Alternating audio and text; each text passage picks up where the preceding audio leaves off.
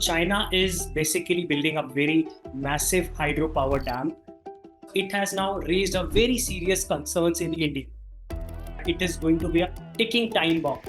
China could manipulate the river's flow either by releasing certain floods that could devastate communities, can also cause the droughts, and that can harm the agriculture, the fisheries, and also the water supply, which is like for the millions of people of India's northeast.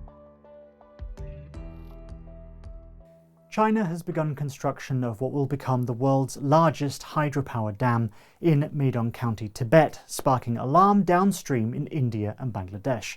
The project has emerged as a potent symbol of water becoming the next flashpoint in regional geopolitics. Joining me now is Neeraj Singh Manhas, who's researched extensively on this topic. Thank you very much for taking the time for us today. So maybe we could just start with the introduction. What is the Medog Dam, and why is China building it now? Thank you, Daniel, for inviting me. And your question is very important because this is currently in the news and everyone is talking about what China is doing and at the Tibetan plateau. So China is basically building a very massive hydropower dam, which is in the Medog County, Tibet, on the lower reaches of Yarlung Tsangpo River, which becomes the Siang River the moment it enters into the Arunachal Pradesh of India. And then later it becomes the Brahmaputra River in Assam before flowing down into the Bangladesh, and finally it submerges into the Bay of Bengal. So this dam sets to be the world largest with a capacity of 60,000 megawatt capacity, because it has now raised a very serious concerns in India, specifically in the state of Arunachal Pradesh, where the Chief Minister Pema Khandu has also called it as a extension threat, or even other member of parliament has also Mr. Taper Gao has also said that it is going to be a ticking time bomb, that the moment China stops this dam construction, it can blast anytime. So this fears China, that China could manipulate the river's flow either by releasing certain floods that could devastate communities in the lower riparian, or it could destroy the crops, or it could the damage the infrastructure, or by restricting the water, it can also cause the droughts, and that can harm the agriculture, the fisheries, and also the water supply, which is like for the millions of people of India's northeast and the Bangladesh people are dependent. So if I talk about the dam's location, so it is based on the Great Bend, which is very much near to the Indian border, and it is also very much worrisome because it's very much near to the Indian LAC border, and China's lack of transparency has always and refusal to sign international water sharing treaty has always threatened the downstream country. So similarly, when this project also was announced in December 2024. This was also announced unilaterally. So there was no other lower riparian countries which were taken into the consideration. So you can well imagine any unilateral decision like on the upper riparian region can definitely discomfort, or it can make threatened to the lower riparian country. So that is how this project is there. And if I talk about the project estimation, so it has been estimated that with worth of $167 billion are going to spend on this huge dam project. And this is not a new concept for China.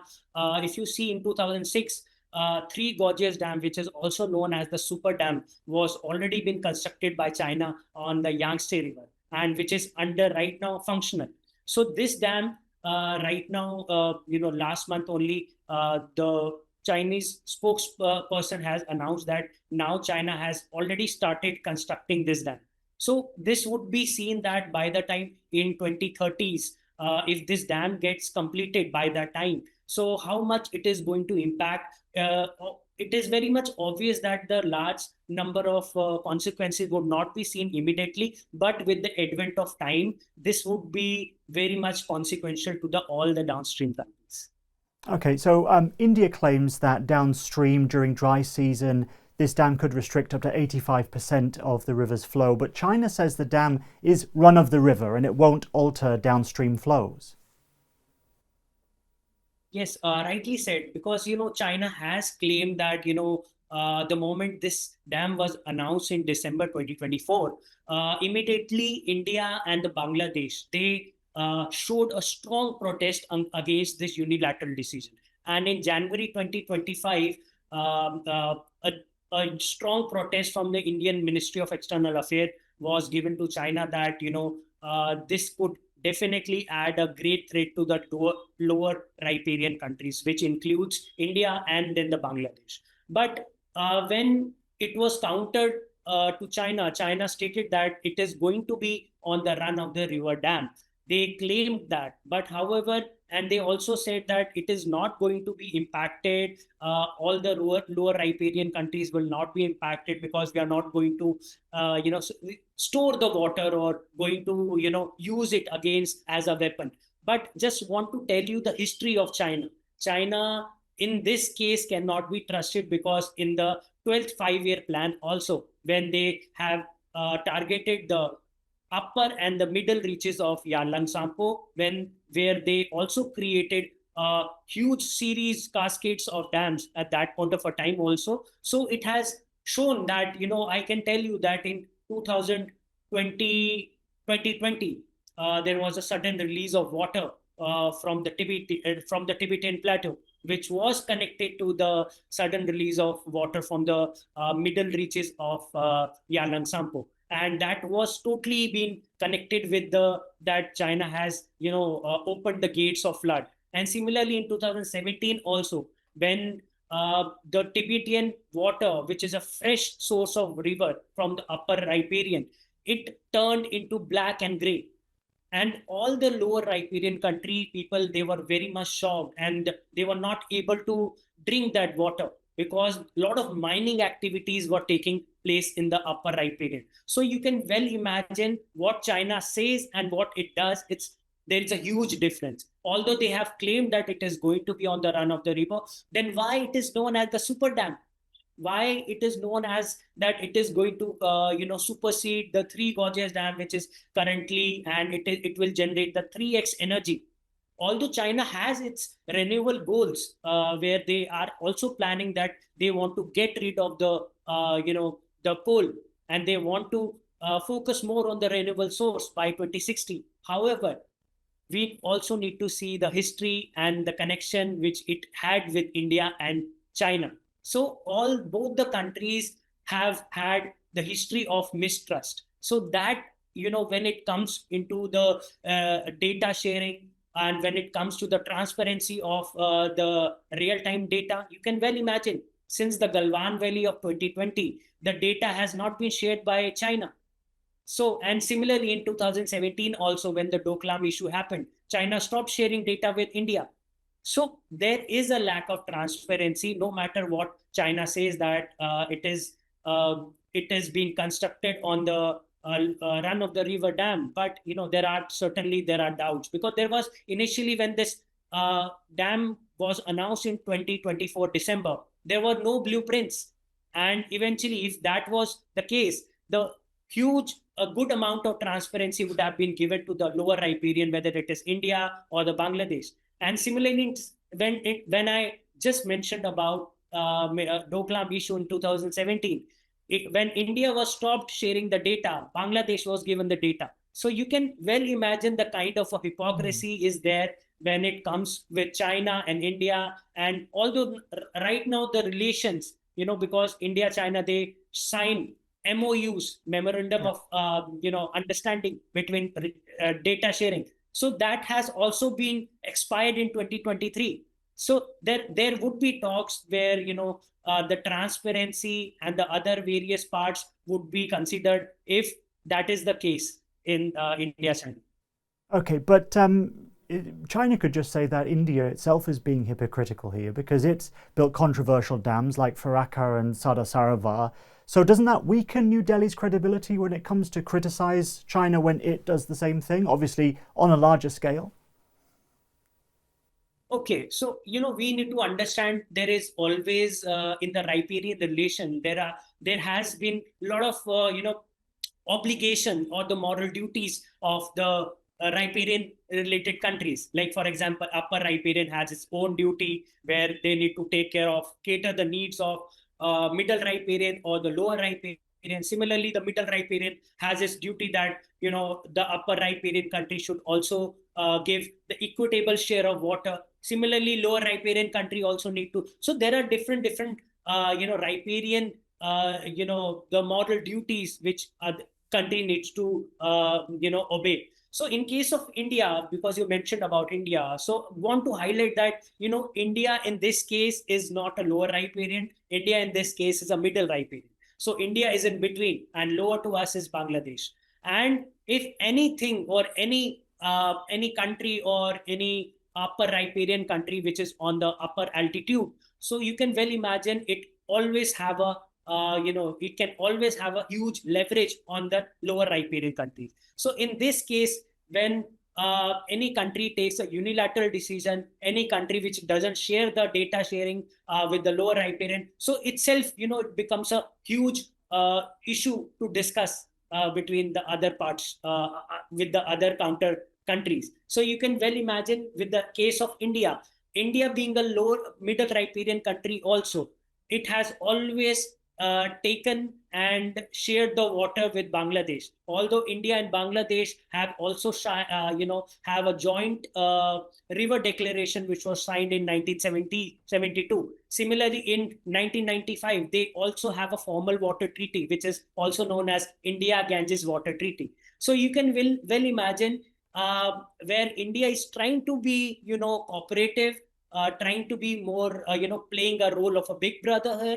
But in case of China, it's very difficult to mold them or to make them sit on the table so that, that we need water or we need a real-time data so that in case of any flood-like situation in the downstream countries, likewise, I mentioned about the example of 2020 when there was a huge flood-like situation in northeast state of India. So it was connected, few experts have connected it with the sudden release of water from the Tibetan region. So we can well imagine similarly if this new dam comes into action in 2030s, this could be a huge, problematic to the all the lower riparian countries. So similarly, there would be new level of talks in terms of diplomacy because as we see that in the current time, India and China are right now trying to revive its old relation or what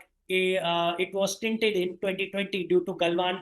Okay, and you mentioned that India is also going to build a dam, the Upper Siang Dam, and this is seen as a kind of a rival, a reply to the Medog Dam. But in what case is it seen as a rival if it doesn't control the water flow? Is it simply for India just to make its mark and say that we can do these big projects as well, and where we can, we're going to have energy security with these 11 gigawatts that India wants to build? Or is there more to it than that? So, Daniel, energy security is a requirement of each and every country. It's just not about India. It's just not about China. So, if any country which feels threatened or any country which is on the lower edges, it has all its rights to counter any counter threat which is coming from the upper riparian or any country which is on the high altitude. Okay, so in case of India, now you mentioned about why India. So just not about this countermeasure, I just want to tell you India has constructed more than 5,000 dams. But these are just not about, being countermeasure to China. I mean, these are on the different parts of India. Approximately 5,000 dams are there. So these are just not to counter any country here. Obviously, there is a energy security need, and every country demands, every country just to cater their people's need, industry, urbanization. We need energy security. So just focusing on the seven sister, which is also known as the northeastern states of India, where all the northeastern states are there. So eventually, they also have their energy needs. So it would not be wise to say that India just is going to construct it for just for the countermeasure of China. Obviously, that could be done because any high altitude, if the water gets released, the dam has its gates, so it can obviously close the date, and it can give time to people to mitigate from that place. But it also has its energy needs. So what northeastern states of India is doing currently is constructing a dam which will be of 11,000 megawatt. So it will also store the water, but it will also mitigate the potential flood-like situation, or if it comes from the upper riparian Tibet, and it can also cause, and whatever the drought-like situation, if it comes from there, definitely it can also try to safeguard it. So diplomatically, if you see, there has been a lot of push for a greater transparency, because if any activity which is happening on the upper riparian, if they are very much transparent to the lower riparian, so there would be no threat. So why all the country do it? Because they also want to cater its energy need. And I mentioned, uh, uh, the future. In the future, India has also its plan that how they can also connect the state electricity grid to the national grid, so that everyone has and utilize it's the renewable source. Likewise, China, what they have said that by 2060 they would be totally be free from the coal. Similarly, India has also taken a vow that by 2070 they would be totally using the all source of renewable energy. So every country has its need, but what is the intention behind it, how much they are doing it transparently, that is what other countries have to see, and that is where China comes into the power play in the upper right. Yes, of course. I mean, there's no reason why China should be able to build a hydropower dam and India not. But I thought it was very important what you said there about that it could protect in case there is a flood-like situation, perhaps even maliciously from China, theoretically in the future, and that this new dam further downstream could protect against that. But let's go into a bit more about because you've mentioned them, you touched on them already, the potential downstream effects on India and Bangladesh in terms of agriculture, trade, and livelihoods even. So we're talking rice harvests, fishing industries, if China were to act maliciously with this dam. Okay, so in terms of, if we talk about what are the potential, the consequences it can add to the lower ripen, definitely. It can, I mentioned like in the beginning that, if the sudden release of water is coming from the upper ripen, it could divide, it could restrict the water flow suddenly. And it can also impact the agriculture, the drinking water supplies, and the fisheries. And fishermen mostly, which are based on, the Bangladesh, because I've mentioned in my Low Institute piece also that how much the fisheries, the hilsa, and the other fisheries which are dependent, and the fishermen which are dependent on because the fish migration would be there, and there would be a lot of silt in the water, which could take away the fertility of the soil. So you can well imagine, it can always add a huge devastation to the lower riparian. It's just not about India, just not about Bangladesh. Any country, in case of lower riparian, just not about, let's talk about this area. If you see in other region also, Nile River Basin also, Mekong River Basin also, you will find the same kind of similar attributions, or the similar kind of activities are being done. So, and it has also disturbed the local communities, I just want to mention, because in case of this, a lot of Tibetans within the China Tibetan Plateau region also, that, we have seen that a lot of people are protesting there. And because it has devastated its local ecosystem and the flora and fauna of that region. Because we need to understand that any dam which is coming into the power, it will always add a huge devastation. It will always led to the migration of people.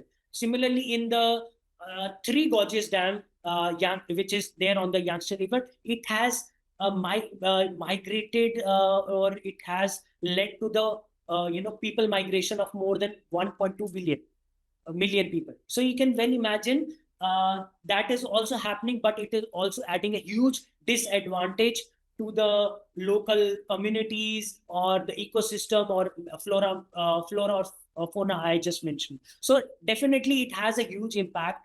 And any country on the lower riparian, because the geographical location cannot be changed. So whatever the solution needs to be there, it needs to be decided on being a lower riparian or middle riparian. But there needs to be diplomatic talks here, how we can, question the kind of a credibility or ask for the transparency from the upper riparian country. Okay, let's go into that in a bit more detail. So, because at the moment, India is under pressure from US tariffs, and before you could say, some analysts would say that India didn't try to take sides between the US and China. And of course, there's been tension between India and China over the years. But now, because of the pressure from the tariffs, if India doesn't want to give in to whatever Donald Trump says, then it would benefit India to move closer to China. And we're already seeing those attempts to reach out and to improve diplomatic ties. So how do you think this could change the calculus when it comes to this dam? So first of all, there are some things that you mentioned that India would ask of China, whether it is sharing hydrological data and the blueprints and details of how this would work, perhaps coming up with a treaty on water use in this area. What do you think India can really expect? And also remembering that as China is a heavyweight, it may not easily grant these wishes. Okay, so the US tariffs coming into the picture has definitely changed the whole geopolitical situation in South Asia, or particularly to India. So you can well imagine a country like India, which is seems to be a very close ally to United States, has put on a tariff more than 50%. So first case is that. Secondly, when you see about the current scenario, our national security advisor, our foreign minister, and India's prime minister also visited United States to meet Donald Trump at that moment. However, India has also tried to reduce its tariffs, which was put on the US products which used to come in India. But that doesn't change any picture. Now you can well imagine any country which is put on tariff of reciprocal tariff of more than 50%, highest in the South Asian all region. So that definitely gives a good picture to the country, which is being very supportive to the United States. Now suddenly change of picture comes into play, and now you see that how India is also earlier, because in the SCO meeting which was earlier planned to happen in Beijing. So in that also you can see that Prime Minister Modi was not sure that he would go to Beijing. Now, then suddenly he also decided, he also confirmed that he would also go to China and would meet Xi Jinping. And he recently visited China also. So definitely that gives a alternative to India, and because India is also a part of BRICS. So and India being a part of Quad also, where United States is there. But similarly, if the countries which are a part of Quad or any country which is a part of BRICS, so it gives India a definitely a new alternative. If things are not bending that way, definitely India's interest and India's national interest which comes first. And India has already stated that they would not compromise on the basis of its people, because they also want to take care and cater its national security first and people first. So similarly, given this alternative, I also see that there would be certain level of new changes which would come definitely if this issue of river between India and China would also be considered or taken into a consider, if not in the form of MOU, if any new form of discussion comes diplomatically or people to people tie between the experts of India and China, hydrological things can be discussed, and that is the only left part which is left between India and China, and that really gives a new alternative to India to become a good ally of RIEC also, because Russia is also involved here, and there are also talks. If this thing happens, certainly, apart from BRICS, RIC can also be formed where Russia, India, and China can also form a group. But that has to be seen because this is just a talk of the town at the moment. But certainly, India will not, seeing bending down its head in front of United States tariffs. So I just want to throw forward to the future now for my last question. Do you think in this fairly tense environment, or let's say geopolitically complex environment, plus adding in factors like climate change, do you think that we can expect a growing trend of such water wars as they've been called? Okay, from the past 1 or 2 decades, the climate change is there. But, most of the things were happening on the scientific basis because there was not very much research which was available on the climate change. Now, what we see, the recent example I can clearly give you of Dubai. Dubai has, had recently a huge rainfall, and the whole country was flooded with water. So that was first example. The secondly, what we saw, all the glaciers which are again on the high altitude are melting rapidly, very fast, and there is no ice left on the mountains. So these are the clearer sign of climate change which is happening on the higher altitude. Irregular rainfalls, high altitude, the global warming, and India also recently seen that the heat waves, and the temperature was more than 50 degrees Celsius. So why this is happening? This was happening long time back also, but now we are discussing more because we can see the change more, in a tangible form. So, seeing that scenario, and India being a developing country, not being just a developed country like others, like Singapore, United States, you can well imagine the country, any form of leadership when it comes to United States, you can see that Donald Trump doesn't support climate change. He doesn't believe in a conference of parties conferences. He doesn't have to do anything with the climate change because it is the biggest emitter of the chlorofluorocarbons.